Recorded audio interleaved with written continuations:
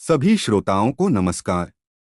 आज सुनिए लियो टॉलस्टॉय की लिखी कहानी 3 प्रश्न। बहुत समय पहले की बात है, जब एक रियासत के राजा के मन में यह विचार आया कि अच्छे प्रशासन के लिए क्या किया जाए। उसने सोचा कि कितना अच्छा हो यदि यह पता चल जाए कि किस कार्य को पहले करना चाहिए, उसे करने के लिए कौन सी शुभ घड़ी होती है और किस विद्वान की सलाह पर कार्य सफल होता है।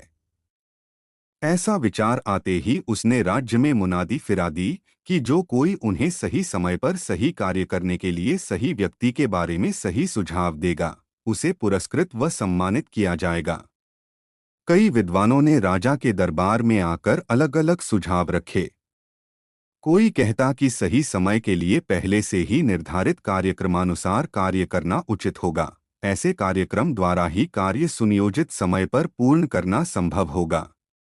कोई और कहता कि कार्यक्रम बनाने से समय को नियंत्रित नहीं किया जा सकता। समय को बेकार नहीं गंवाना चाहिए और जिस समय जो कार्य अधिक मुख्य लगे उसे पहले करना चाहिए। कुछ और कहने लगे कि राजा कितना भी सतर्क और सक्षम हो, एक व्यक्ति हर समय हर कार्य पर नजर नहीं रख सकता, इसलिए उसे बुद्धिमान लोगों का एक दल बनाना चाहिए जो राजा को सही समय पर सही कार्य करने का सुझाव दे सके। कुछ पंडितों का सुझाव था कि मंत्रियों का एक दल बनाया जाए, तो कुछ और ने कहा कि भविष्य में क्या होगा इसकी जानकारी तो किसी भविष्यवक्ता को ही होगी, इसलिए भविष्यवाणी करने वालों की सहायता से ही राजा को सही समय की जानकारी मिल सकती है। इसी प्रकार दूसरे प्रश्न पर भी कुछ ने मंत्रियों की नियुक्ति का सुझाव दिया, तो कुछ ने पंडितों या चिकित्सकों या सैनिकों की सहायता लेने का प्रस्ताव रखा। मुख्य काम कौन सा है? इस प्रश्न पर किसी ने कहा कि विज्ञान मुख्य है, तो किसी ने युद्ध और कुछ अन्य ने भक्ति को प्राथमिकता दी। सभी के अलग अलग उत्तर मिले, परंतु राजा को कोई सुझाव नहीं भाया और उसने किसी को भी पुरस्कृत नहीं किया। उसके मन में उत्तर खोजने की जिज्ञासा तीव्र होने लगी। उसे पता चला कि एक ज्ञानी ऋषि जंगल के एक आश्रम में वास करते हैं। उसने तय किया कि वह उनसे इन प्रश्नों का उत्तर मांगेगा।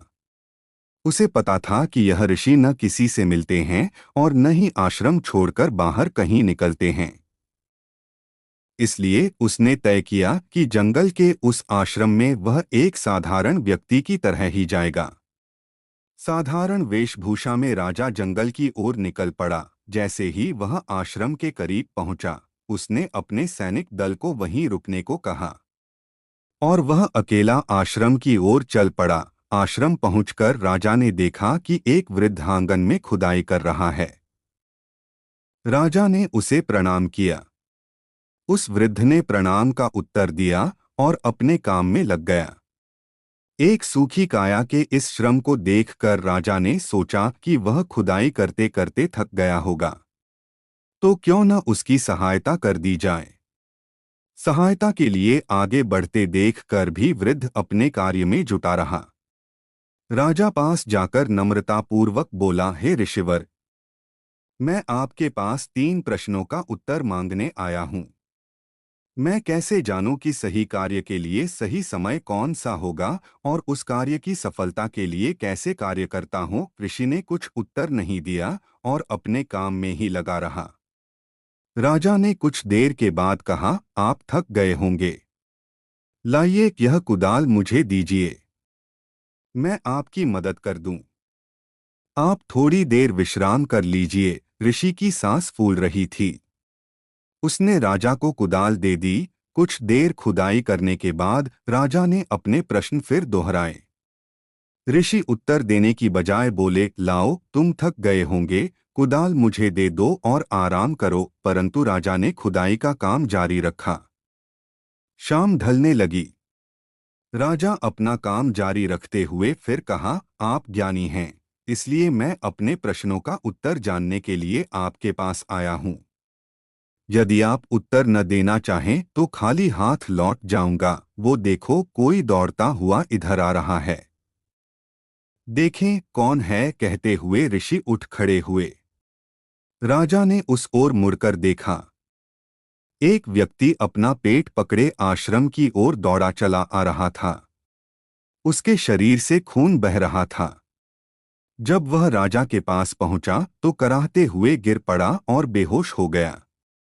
ऋषि और राजा ने मिलकर उसके वस्त्र ढीले किए तो उसके पेट से खून चू रहा था। राजा ने उसके जख्म को धो दिया और अपने रुमाल से उस खून के बहाव को दबाने का प्रयास किया। जैसे ही रुमाल खून से लथपथ हो जाता, उसे पानी से धोकर फिर पेट के उस जख्म पर रख देता। ऐसा उसने कई बार किया। अंततः खून का रिसाव बंद हुआ। राजा ने उस व्यक्ति के चेहरे पर पानी के छींटे मारे और 2 घूंट पानी पिलाया। अंधेरा छा गया था। घायल व्यक्ति को आश्रम के भीतर ले जाकर लिटा दिया गया। राजा भी बहुत थक गया था। एक तो लंबा सफर और फिर आश्रम में किया गया परिश्रम। उसे भी नींद आ गई और वह भी वहीं सो गया। सुबह नींद खुली तो उसे कल का सारा घटनाक्रम याद आया। उसने आंख खोलकर देखा तो वह घायल व्यक्ति उसकी ओर देख रहा था। धीमे स्वर में वह घायल व्यक्ति कह रहा था, मुझे क्षमा करना, मैं तुम्हें जानता भी नहीं। तो फिर क्षमा किस बात की? आप मुझे नहीं जानते, पर मैं आपको जानता हूँ। आपके उस दुश्मन का भाई हूँ जिसे आपने मार दिया और उसकी सारी संपत्ति छीन ली थी। मैंने प्रण लिया था कि मैं भी आपकी हत्या करके बदला लूंगा। इसी इरादे से मैं आश्रम की ओर आ रहा था। रास्ते में आपके सिपाहियों ने मुझे पहचान लिया और मुझ पर आक्रमण कर दिया। किसी तरह जान बचाकर भाग आया था। यदि आपने मेरा उपचार न किया होता तो मर ही जाता। इस जीवनदान के लिए मैं आपका ऋणी हूँ और जीवन भर आपकी सेवा में रहूंगा। मुझे क्षमा कर दीजिए। राजा प्रसन्न हुआ कि उसके एक दुश्मन से आज सुलह हो गई। जब वह आश्रम से बाहर निकला तो ऋषि को आंगन में बीज रोंपते हुए देखा। अंतिम बार अपने प्रश्नों का उत्तर जानने के लिए वह ऋषि के पास पहुंचा और उत्तर की प्रतीक्षा करने लगा। कुछ रुककर ऋषि ने कहा, तुम्हारे प्रश्नों का उत्तर तो मिल गया। वो कैसे? क्या मतलब तुमने देखा नहीं? यदि तुम मेरी थकी हालत पर रहम खाकर मेरी सहायता न करते और लौट जाते तो वह व्यक्ति तुम पर आक्रमण करता। तब तुम्हें पछतावा होता कि रुक जाते तो इस आक्रमण से बच जाते। तो सही समय वह था जब तुम रुक गए और मेरे प्रति तुम्हारी सहानुभूति व सहायता मुख्य कार्य बन गए। बाद में जब वह घायल व्यक्ति हमारे पास आया तो वह समय और उसकी सहायता मुख्य हो गए। यदि तुम उसकी सहायता न करते तो वह तुम्हारा मित्र बनने से पहले ही मर जाता।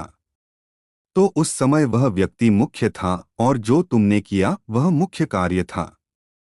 याद रखो, समय वही मुख्य होता है जब तुम्हारे पास शक्ति है। मुख्य व्यक्ति वही होता है जो तुम्हारे साथ खड़ा है और मुख्य कार्य वही है जब तुम उसकी सहायता में जुटे हो। क्योंकि नियति ने उसे तुम्हारे पास उसी लिए तो भेजा था। एक ही समय महत्वपूर्ण होता है और वह समय है जब हमारे पास कुछ करने की शक्ति है। वह व्यक्ति महत्वपूर्ण है जो उस समय तुम्हारे पास है, भले ही तुम उसे नहीं जानते कि उससे भविष्य में संपर्क रहे न रहे। और सबसे महत्वपूर्ण कार्य यह है कि तुम उसकी भलाई करो, क्योंकि मनुष्य को केवल यही कार्य के लिए यह जन्म मिला है।